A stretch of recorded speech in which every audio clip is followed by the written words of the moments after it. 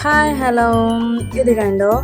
ഈ ആന്തൂറിയത്തിൻ്റെ reporting video ആണ്. ഇത് കണ്ടോ? ഈ ചട്ടിയിൽ നിറയെ ആന്തൂറിയം തിങ്ങി നിറഞ്ഞു നിൽക്കുകയാണ്. ഇതിനകത്ത് നിറയെ പ്ലാന്റ്സും നിറയെ വേരുകളും നിറച്ചുള്ള പ്ലാന്റ്സാണ്. ഇത് തിങ്ങി നിറഞ്ഞ് നിൽക്കുന്ന കാരണം കൊണ്ട് അധികം പൂക്കുന്നൊന്നുമില്ല. അപ്പോൾ വിചാരിച്ചു 4-5 വർഷമായി ഇത് റിപ്പോർട്ട് ചെയ്തിട്ട്. അപ്പോൾ വിചാരിച്ചു കുറച്ചുകൂടെ പൂക്കൾ കിട്ടാനും ഇത് എല്ലാത്തിനും പ്ലാന്റ്സ് ഒന്ന് റീപ്പോർട്ട് ചെയ്യാമെന്ന് വിചാരിച്ചു. ഇത് കണ്ടു, ഇത് റീപ്പോർട്ട് ചെയ്യാനായിട്ട് എടുത്തപ്പോൾ ഇതിനകത്ത് നിറയെ പ്ലാന്റ്സും അതുപോലെ തന്നെ വേരുകളും നിറയെ ഉണ്ടായിരുന്നേ. ഇതിനകത്ത് 4-5 വർഷമായതുകൊണ്ട് തന്നെ ഇതിനകത്ത് കിഴങ്ങുകളുണ്ടായിരുന്നു.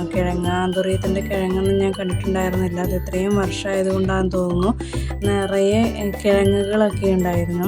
അപ്പോൾ ഈ ആന്തൂറിയത്തിൻ്റെ വേരുകളോ അതുപോലെ തന്നെ കിഴങ്ങുകളും അതുപോലെ പ്ലാന്റ്സൊക്കെ ആവശ്യമുള്ളവർ ഒന്ന് കമൻറ്റ് ചെയ്യണം.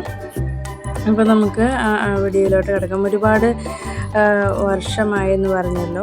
സാധാരണയായിട്ട് 1-2 വർഷത്തിൽ ഒരിക്കൽ ഇത് റീപ്പോർട്ട് ചെയ്യണം. എന്നാലാണ് നന്നായി പൂക്കാനും ഇലകളൊക്കെ നന്നായി ഹെൽത്തി ആയിട്ടിരിക്കാനും ഒക്കെ ഹെൽപ്പ് ചെയ്യാവുന്നത്. ഓക്കെ, അപ്പോൾ ഈ പൂക്കളുണ്ടാവാൻ വേണ്ടിയിട്ട് നമ്മൾ കൊടുക്കുന്നത് NPK 19 പോലെയുള്ള വളങ്ങളാണ്.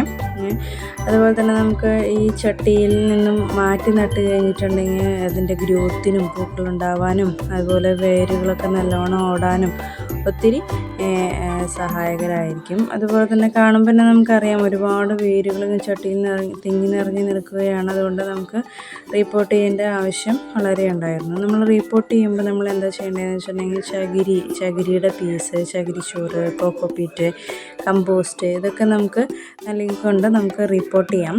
ദ്രാവക വളങ്ങൾ അതായത് NPK 19 പോലെയുള്ള ദ്രാവക വളങ്ങൾ നമുക്ക് നൽകാം കേട്ടോ.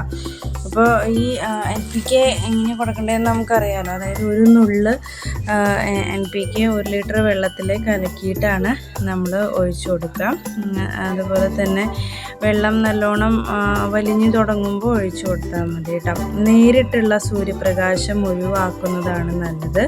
നേരിട്ടുള്ള അതിയായ സൂര്യപ്രകാശം ഒഴിവാക്കി എന്നാൽ നല്ല തെളിച്ചമുള്ള വെളിച്ചത്തിൽ വെക്കണം. അതുപോലെ തന്നെ മണ്ണിൻ്റെ മുകൾ ഭാഗം ഒരല്പം ഉണങ്ങിയാൽ മാത്രം വെള്ളം ഒഴിച്ച് നൽകുക.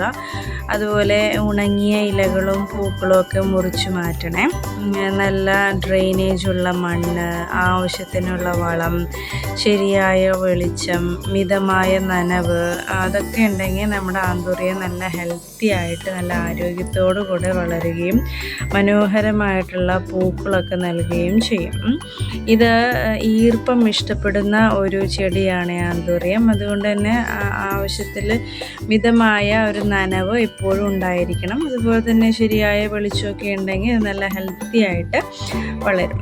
ഇതിപ്പോൾ നോക്കൂ, 3 ചട്ടിയിലുണ്ടായിരുന്ന ആന്തൂറിയാണ് ഒത്തിരി ചട്ടികളായിട്ട് ഇപ്പോൾ റിപ്പോർട്ട് ചെയ്ത് മാറ്റി വെച്ചു കേട്ടോ. പിന്നെ ആന്തൂറിയത്തിന് നല്ല പൂക്കളൊക്കെ വരുമ്പോൾ അപ്ഡേറ്റ് ചെയ്യാം കേട്ടോ. ഒന്നുകൂടെ അപ്ഡേറ്റ് ചെയ്യാം. ഇതിനകത്ത് വെള്ളയും ചുമപ്പും ഒരു ലൈറ്റ് റോസും അങ്ങനെ 3 കളറ് ആന്തൂറിയമാണ് ഇതുള്ളത്.